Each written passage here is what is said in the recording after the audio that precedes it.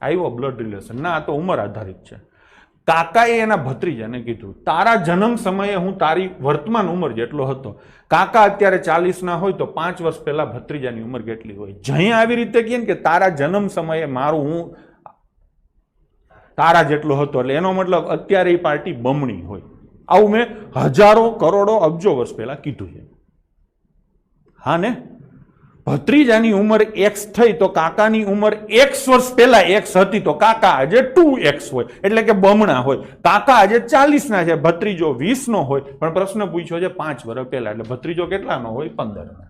થઈ ગયું કે? હજી ઘણા નો મજા આવી હોય તો જવાબ ઉપર જે થાય, ભત્રીજો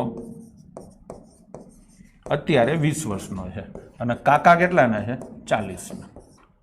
ભત્રીજાનો જન્મ ક્યારે થયો? 2025 નું વર્ષ હાલે, સમજી લો ને, આંકડા ટકાટક છે.